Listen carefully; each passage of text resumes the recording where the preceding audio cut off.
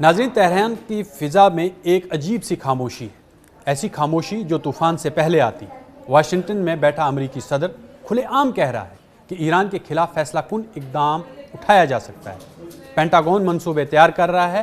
مشرق وسطیٰ میں امریکی بحری بیڑے کی نقل و حرکت تیز ہو چکی ہے اور انہی دنوں ایران کے سپریم لیڈر آیت اللہ علی خامنائی کو اپنی 36 سالہ حکمرانی کے شدید اور شاید سب سے سنگین امتحان کا سامنا ہے۔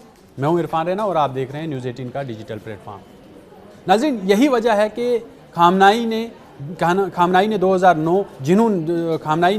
2009 کی جو گرین موومنٹ ہے، یہ وہی ہیں جنہوں نے اسے ایک طاقت سے کچلا۔ 2022 میں مہسا امینی کی موت کے بعد بھڑکنے والے احتجاج کو سختی سے دبایا اور حالیہ جنوری کے مظاہروں میں بھی ریاستی طاقت کا بھرپور استعمال کیا۔ انہوں نے ہر بار یہ ثابت کیا کہ اسلامی جمہوریہ کے خلاف کھڑی ہونے والوں کو سخت جواب ملے گا اور ان پر کوئی رعایت نہیں برتی جائے گی۔ لیکن اس بار معاملہ صرف سڑکوں پر ہونے والے احتجاج کا نہیں ہے، اس بار خطرہ بیرونی محاذ سے ہے اور وہ بھی براہ راست۔ ایران کی معیشت کئی برسوں سے امریکی پابندیوں کے بوجھ تلے دبی ہوئی ہے، کرنسی کمزور ہو چکی ہے اور مہنگائی عام آدمی کی کمر توڑ رہی ہے۔ نوجوان بے روزگاری سے پریشان ہیں۔ ایسے میں اگر بڑی جنگ چھیڑ دی جاتی ہے تو معیشت کو مزید جھٹکا لگ سکتا ہے اور یہ برداشت نہیں کر پائے گی یا نہیں، یہ ایک بڑا سوال ہے۔ کیا ایران اس جھٹکے کو برداشت کر پائے گا یا نہیں؟ اندرونی دباؤ پہلے ہی موجود ہے اور سیاست جانتے ہیں، انہیں پتہ ہوگا کہ یہ طویل جنگ عوامی بے چینی کو اور بڑھا سکتا ہے۔ دوسری طرف امریکہ کا موقف واضح ہے۔ واشنگٹن ایران کو جوہری ہتھیار حاصل کرنے کی اجازت دینے کے لیے تیار نہیں ہے۔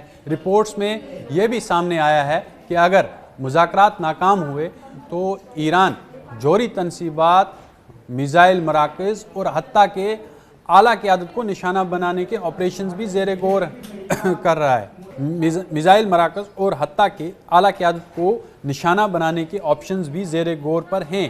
اگر ایسے کسی بھی اقدام کی باضابطہ تصدیق نہیں ہوتی، لیکن صرف ایک بحث کا ہونا اس بحران کی سنگینی ظاہر کرتا ہے۔ گزشتہ سال اسرائیلی حملوں میں ایران کے کچھ اہم فوجی اور میزائل اثاثوں کو نقصان پہنچایا گیا تھا، لیکن یہ حملہ تہران کے لیے ایک وارننگ تھا کہ اس کی اسٹریٹجک گہرائی پہلے جیسی محفوظ نہیں رہی۔ لبنان میں حزب اللہ دباؤ میں ہے، شام میں بشار الاسد کی حکومت ختم ہو چکی ہے اور غزہ میں جو ہے حماس وہ سخت جنگ لڑ رہی ہے۔ ایران کا وہ علاقائی نیٹ ورک جسے برسوں تک اس کی دفاعی ڈھال سمجھا جا رہا تھا، اب کمزور ہوتا دکھائی دے رہا ہے۔ ایسے میں خامنائی کے پاس سب سے بڑی قوت ان کے پاس جو میزائل ٹیکنالوجی ہے اور جو ان کا میزائل پروگرام ہے وہ ہے۔ ایران اپنے بیلسٹک میزائلوں کو اسرائیل اور امریکی مفاد کے خلاف ڈیٹرنس سمجھتا ہے۔ مغربی طاقتیں چاہتی ہیں کہ ایران اس پروگرام پر سمجھوتا کرے، لیکن خامنائی واضح کر چکے ہیں کہ میزائل پروگرام ایران کی قومی سلامتی کا ستون ہے اور اس پر بات چیت ممکن نہیں۔ اگر ایران یہ ڈھال چھوڑ دیتا ہے تو وہ خود کو براہ راست حملے کے خطرے میں ڈال سکتا ہے۔ لیکن تاریخ گواہ ہے کہ خامنائی مکمل سختی کے باوجود مکمل لچک سے بھی کام لے چکے ہیں۔ انہوں نے جو بہادرانہ لچک کا نظریہ پیش کیا تھا ایک بار، جس کے تحت ریاست کی بقا کے لیے وقتی سمجھوتا کیا جا سکتا تھا۔ 2015 کے جوہری معاہدے کی منظوری اس حکمت عملی کا حصہ تھی، جب پابندیوں سے نجات معیشت کے لیے ضروری ہو چکی تھی۔ سوال یہ ہے کہ کیا اس بار بھی وہ اسی راستے پر چلیں گے یا وہ سمجھتے ہیں کہ اس کے پیچھے یا اس سے پیچھے ہٹنا کمزوری کی علامت ہوگا۔ خامنائی کی طاقت کا اصل سرچشم ایران کا جو سیکیورٹی ڈھانچہ ہے وہ ہے۔ پاسداران انقلاب، بیسج ملیشیا، عدالتی نظام اور ایک وسیع مالی نیٹ ورک ان کے زیر اثر ہے۔ کوئی بڑی پالیسی ان کی منظوری کے بغیر نہیں بڑھ سکتی۔ یہی وجہ ہے کہ ایران کے اندر ان کے جو فیصلے ہیں ان کو چیلنج کرنا آسان نہیں ہوتا، لیکن بیرونی دباؤ داخلی کنٹرول سے مختلف ہوتا ہے۔ ایک بڑی جنگ نہ صرف عسکری بلکہ سیاسی اور معاشی نظام کو بھی ہلا سکتی ہے۔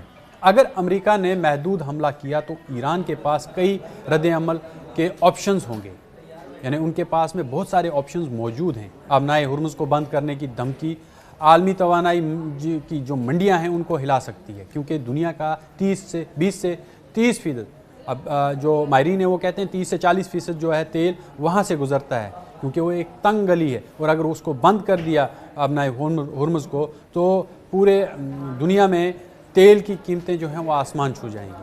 خطے میں موجود امریکی اڈے ممکنہ اہداف بن سکتے ہیں، چاہے وہ سیریا میں ہیں، عراق میں ہیں یا دوسری ممالک میں ہیں۔ جو امریکی اڈے ہیں، ایئر بیسز ہیں، ان پر ممکنہ جو ہے حملہ کیا جا سکتا ہے اور ان کو ٹارگٹ کیا جا سکتا ہے۔ اسرائیل براہ راست اس میں شامل ہو سکتا ہے، اسرائیل کو بھی نقشے سے مٹانے کی کوشش کی جا سکتی ہے، کیونکہ ایران کے سب سے نزدیک جو ہے وہ اسرائیل جو ہے وہ سب سے بڑا دشمن ہے۔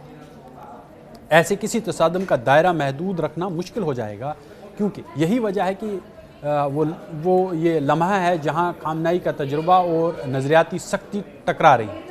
ایک طرف انقلاب کے اصول اور مغرب کے خلاف ناقابل مصالحت موقف، دوسری طرف ریاست کی بقا اور عوامی دباؤ کی حقیقت۔ وہ یہ شخص جس نے دہائیوں تک اقتدار کو مضبوطی سے تھامے رکھا، اب ایسے فیصلے کے دہانے پر ہے جو نہ صرف ایران بلکہ پورے مشرق وسطیٰ کی سمت متعین کر سکتا ہے۔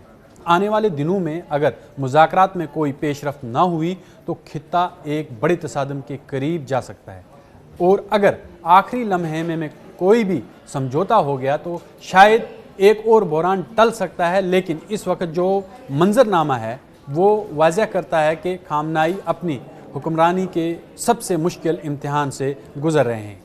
ناظرین، اب سوال یہ نہیں ہے کہ دباؤ ہے یا نہیں، سوال یہ ہے کہ فیصلہ کیا گیا، کیا فیصلہ ہو گیا ہے یا کیا گیا ہے، جھکاؤ ہوگا یا تصادم، سفارتکاری یا آگ۔ دنیا کی نظریں تہران اور واشنگٹن پر جمی ہوئی ہیں کہ مشرق وسطیٰ کے لیے کیا فیصلہ آتا ہے۔